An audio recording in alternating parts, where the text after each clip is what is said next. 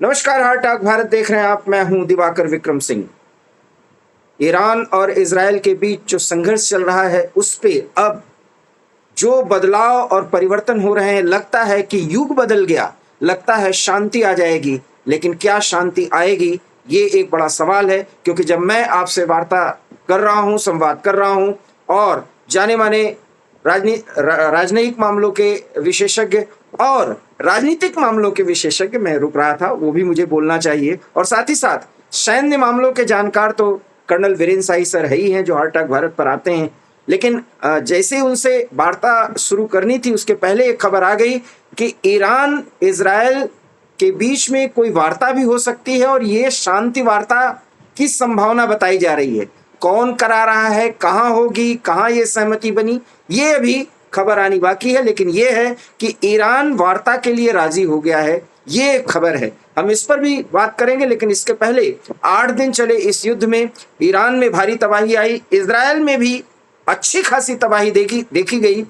Iran के कितने सैन्य ठिकाने नष्ट हुए, कितनी उनकी परमाणु क्षमता नष्ट हुई, और क्या स्थिति है अली खामेनेई की, और मोसाद ने ईरान में, खास करके तेहरान में क्या कुछ कर डाला है। और अमेरिका इस जंग में, हालांकि मैं मानता हूं कि कूद चुका है, लेकिन अगर प्रत्यक्ष तौर पर नहीं कूदा है तो क्या स्थितियां बन रही हैं। और साथ ही साथ इस पूरे एंगल में पाकिस्तान का एंगल, मियां मुनीर का एंगल क्या है, ये भी बेहद दिलचस्प है।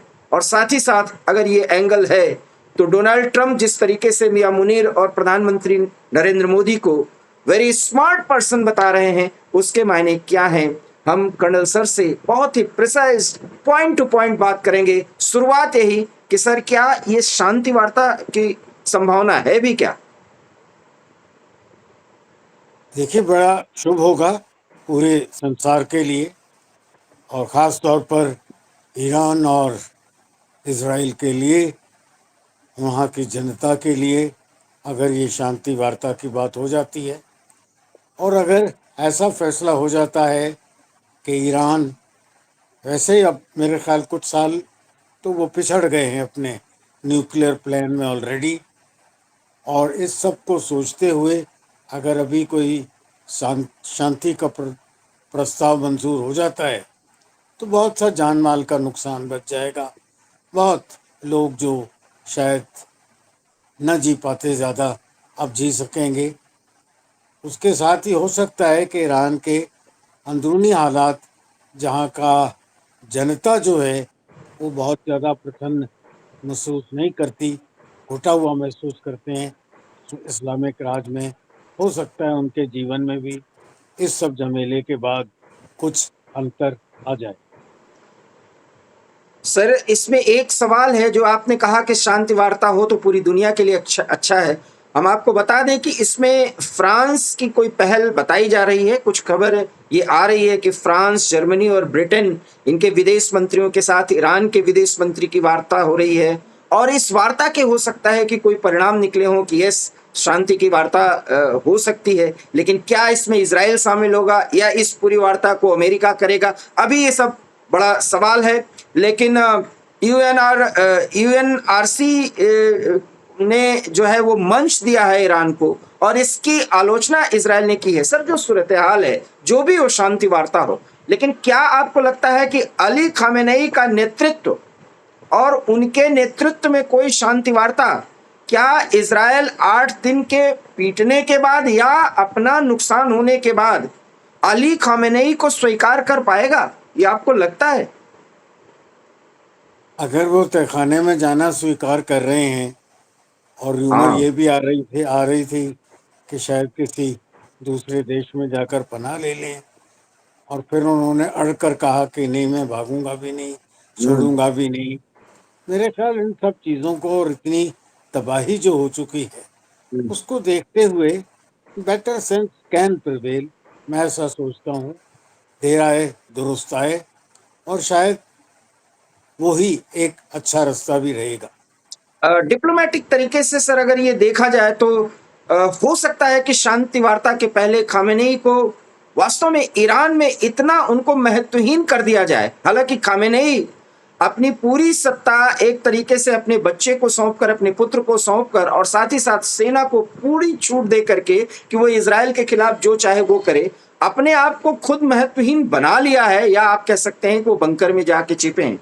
लेकिन खबर ये भी है कि उनके बंकर तक, उस स्थान तक अमेरिका की निगाहबानी है और सीधे सीधे इज़राइल वहां हिट कर सकता है, क्योंकि शांति वार्ता होगी, अभी ये बात कही गई है।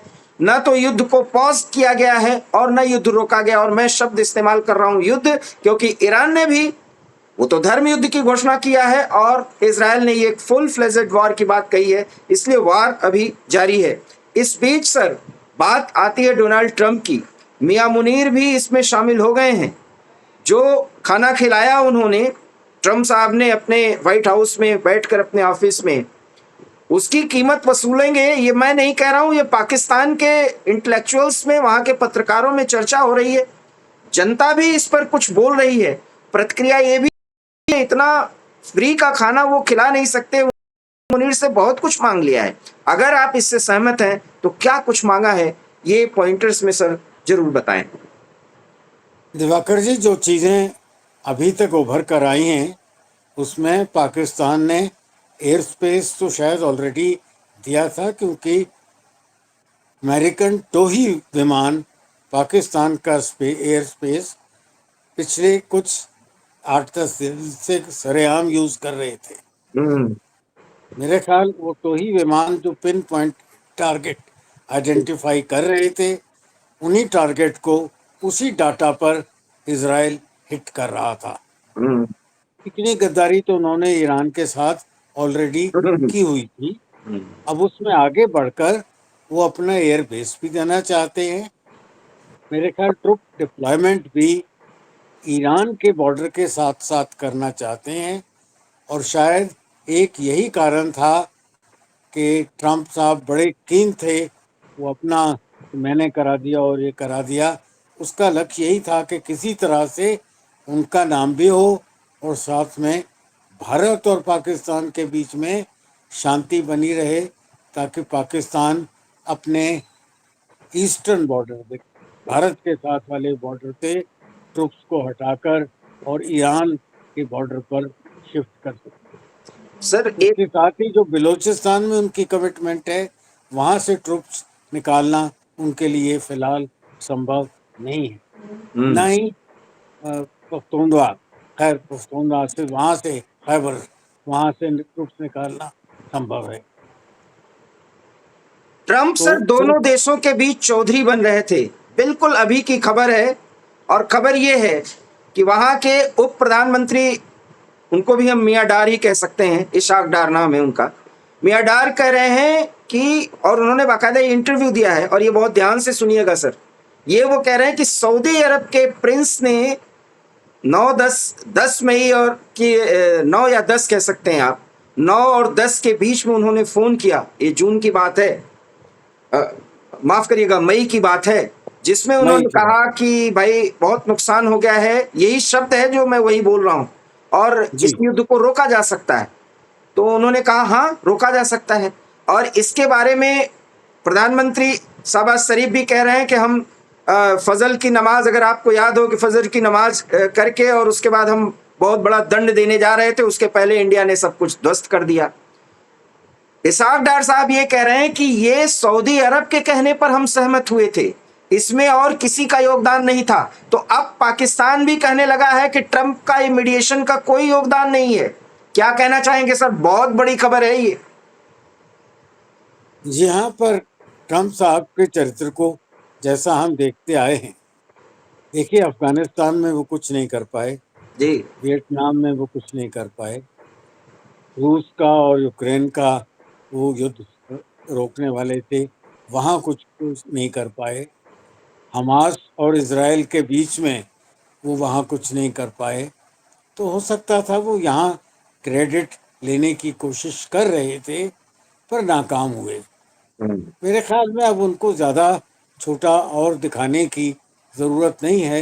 मेरे ख्याल पूरा संसार समझ चुका है, और मैं समझता हूँ यही नीति हमारे प्रधानमंत्री की भी थी कि जी। अगर सत्य सामने आ गया है, सत्य सामने आ रहा है, तो कुछ पाकिस्तानी पुछलके या कुछ छछोरे से लोग, मैं कहूँगा, उनको छोड़कर बाकी पूरे संसार में, पूरे भारत में अब सब समझते हैं कि सत्य क्या था और किस तरह वो क्रेडिट लेने की कोशिश कर रहे थे, जो उनके लिए संभव नहीं हो पाया। ये और बात है सर कि मैं जब आपसे बात कर रहा हूं तो ये खबर भी बता दूं कि इजरायली सेना ने सेंट्रल और वेस्टर्न ईरान के सैन्य ठिकानों पर भीषण हमला किया। यही है, खबर लगातार आ रही है क्योंकि इजरायल रुकने वाला नहीं है। खैर सर, ये तो इजरायल अभी रुकने वाला भी नहीं है, ये बात भी की बात है। लेकिन चूंकि मैंने आपको राजनीतिक मामलों का जानकार भी कहा है, हमारे यहाँ विपक्ष जो है वो इसी बात की चर्चा कर रहा है। आज हम आप एक नई वार्ता शुरू करते हैं। वैसे तो अब पाकिस्तान भी कह रहा है कि मीडिएशन सऊदी अरब ने की और इस पर हमने पहल की, भारत इस पर सहमत हुआ। ट्रंप भी यही कह रहे हैं क्योंकि very smart persons Mian Munir and प्रधानमंत्री नरेंद्र मोदी, ये ट्रंप भी कह रहे हैं और ये कह रहे हैं कि दोनों बातचीत करने पर सहमत हुए। अब अपने मीडिएशन की बात वो भी नहीं कर रहे हैं क्योंकि अब सऊदी अरब की बात आ गई। मैं आपसे एक सर सवाल करता हूं जो अभी चर्चा में नहीं आ रहा है और इस पर आप अपनी प्रतिक्रिया व्यक्त कीजिए। फर्ज करिए कि अगर उन्होंने मीडिएशन कर ही दिया और पाकिस्तान ने एक्सेप्ट किया, इंडिया ने कहा अच्छा भाई बंद करते हो तो चलो युद्ध बंद करते हैं, हालांकि हमने पॉज दिया है, बंद नहीं किया, तो इसमें बुराई क्या है? विपक्ष या देश इससे प्रधानमंत्री से क्यों नाराज होगा या हमारा स्वाभिमान कहां गिरता है? आप तो सैन्य मामलों के जानकार हैं। दिवाकर जी, उसमें बुराई सिर्फ एक ही दिखती है कि उसमें विपक्ष को प्रधानमंत्री के या भारत देश के विरुद्ध में कुछ भी उछालने का मौका ही नहीं रह जाता। और वो लोग जो कि कुछ गंद उछाल कर ही क्रेडिट लेते हैं, उनके लिए तो बड़े दुख की बात थी ना ये। कितनी निराशाजनक बात थी कि इतना युद्ध हो गया, पहलगाम के बाद इतनी पनिशमेंट भी हमने दे दी, हमारा कुछ नुकसान भी ज्यादा नहीं हुआ, हम सीमा के पार भी तब तक नहीं गए जब तक कि पाकिस्तान का एक चुना हुआ अटैक, डिसाइडेड अटैक हमारे ऊपर नहीं आया और उसकी हमने रद्द की सजा दी। और एक इतना neat and clean quick reaction वाला, नपा तुला, accurate, decisive and to the point accurate जो हमने हमला किया और युद्ध किया, और जैसा मैं फिर बोलूंगा, डिसएंगेज किया, एंगेज किया और डिसएंगेज किया अपना लक्ष्य हासिल करके। तो और उन्होंने जो बाकी गेम फेंके कि आप पीओके खाली करा लो और ये करा लो, हम ऐसे किसी झमेले में शामिल नहीं हुए। जहां हमने देखा कि न्यूक्लियर फैसिलिटीज को कहीं आंच आ रही है और एक भयानक वहां से सीपेज होकर रेडिएशन का भय बन सकता है, हमने अपनी कार्रवाई रोक दी। तो इन सब चीजों को देखते हुए विपक्ष के पास कोई मुद्दा तो बचा ही नहीं था। तो ये तो एक बड़ी हानिकारक बात थी उन लोगों के लिए जो सिर्फ मुद्दे उछाल कर अपनी राजनीति करना चाहते हैं। सर, इसाक डार साहब ने ये भी कहा, ये बहुत महत्वपूर्ण बात है कि नूर खान बेस और नूर खान एयरबेस के अलावा एक एयरबेस का उन्होंने और जिक्र किया, मैं नाम नहीं ले पा रहा हूं, मुझे याद नहीं आ रहा है। तो वो दोनों एयरबेस जैसे तबाह हुए, हमने समझ लिया, ये उनकी बात है इसाक डार साहब की, हमने समझ लिया कि बहुत ज्यादा बर्बादी हो जाएगी और इसके बाद हमने सहमति दी। ये तो एक तरीके से पाकिस्तान ने पांचवी छठी बार स्वीकार कर लिया कि भारत ने बहुत बुरी तरह से पीटा। फिर विपक्ष क्या पूछता है और कैसे उसे लगता है कि यह देश समझेगा कि हाँ, ऑपरेशन सिंदूर में ये कुछ नहीं हुआ, क्योंकि ऑपरेशन सिंदूर में भारत ने वो सब कुछ हासिल कर लिया जो इजराइल और अमेरिका मिलकर नहीं हासिल कर पा रहे। जी सर। शायद विपक्ष अपने एमओयू के तहत बहुत ज्यादा प्रभावित हैं चाइनीज उस स्लोगन से कि एक झूठ को बोलो और इतना बोलो और बोलते जाओ जबकि आम जनता को वो सत्य ना दिखने देंगे। तो शायद इसी किस्म की किसी पॉलिसी पर वो चल रहे हैं। आपने बात नूर खान एयरबेस की और नूर खान एयरबेस जो उनका है, शायद सुनने में ऐसा आया कि मुनीर खां, मियां मुनीर ये भी वादा कर रहे हैं कि अगर आवश्यकता पड़ी तो ये एयरबेस भी वो अमेरिका को अवेलेबल करा देंगे। और वो सर खबर ये भी है कि वो अमेरिका के ही कब्जे में है। भारत ने जब उसको हिट किया उसके बाद से वो अमेरिका के कब्जे में है। हाँ, पर वो अवेलेबल करा देंगे ईरान के जी अगेंस्ट यूज करने के लिए भी। जी।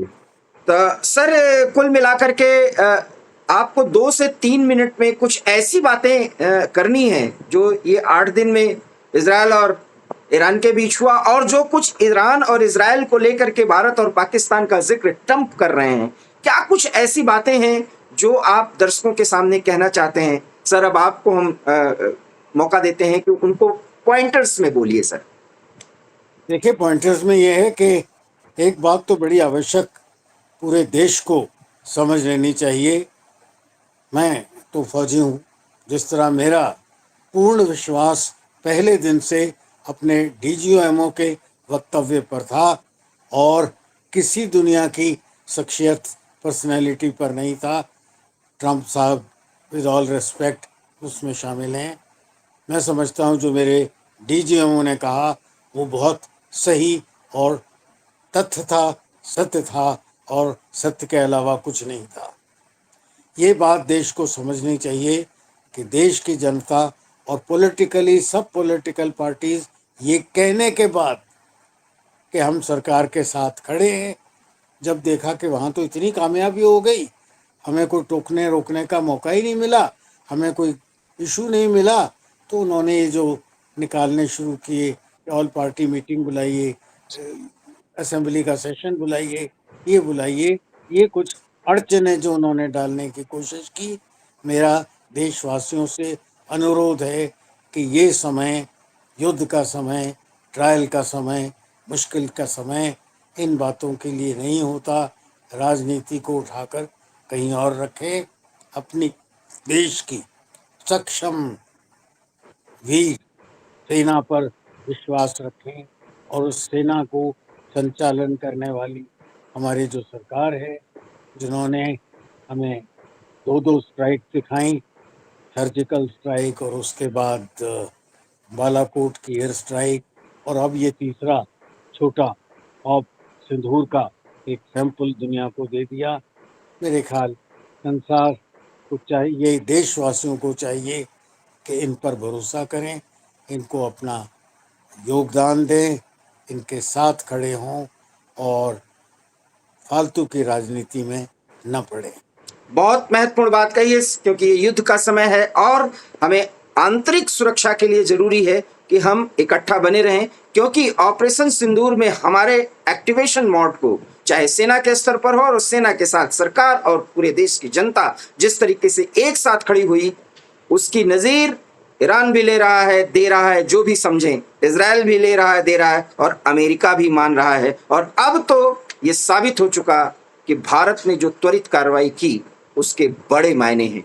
कर्नल वीरेंद्र साई सर ने सारी बातों को बहुत अच्छी तरीके से बताया। अगर कोई सवाल हो तो प्लीज उनसे पूछें, हम अगली वीडियो में उनसे जरूर चर्चा करेंगे, लेकिन फिलहाल समय का अभाव है, हम इसको यहीं विराम देते हैं। अगर हमारा वीडियो पसंद आया तो प्लीज इसे लाइक कीजिए, शेयर कीजिए, हमारे चैनल हार्ट टॉक भारत को सब्सक्राइब कीजिए। बहुत बहुत धन्यवाद। वीरेंद्र साई सर, आपको भी बहुत बहुत धन्यवाद सर। धन्यवाद दिवाकर जी।